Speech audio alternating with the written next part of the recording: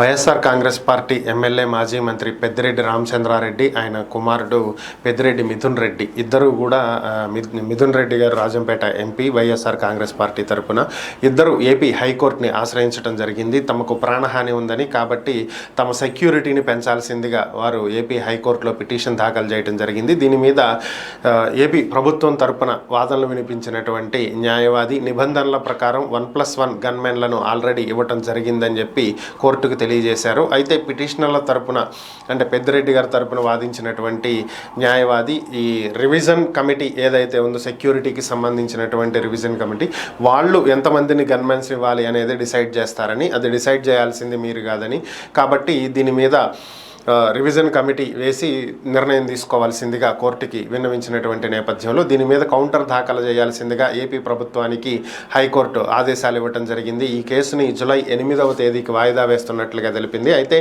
July 8వ తేదీన ఈలోపు ప్రభుత్వం కనుక కౌంటర్ వేస్తే పెద్దిరెడ్డి రామచంద్రారెడ్డి అలాగే మిథున్ రెడ్డికి సెక్యూరిటీని పెంచుతారా, పెంచితే ఏ మేరకు పెంచుతారు, కోర్టు ఏ విధమైనటువంటి నిర్ణయం తీసుకుంటుంది, ఏ కారణాల చేత సెక్యూరిటీని పెంచాలనేటువంటి ఆదేశాలు వస్తాయి, లేదంటే యథావిధిగా ఉండేటువంటి సెక్యూరిటీనే కంటిన్యూ చేస్తారా, ఇది తెలియాల్సి ఉంది. ఏం జరిగిద్దో జూలై 8న తెలిసే అవకాశం ఉంది.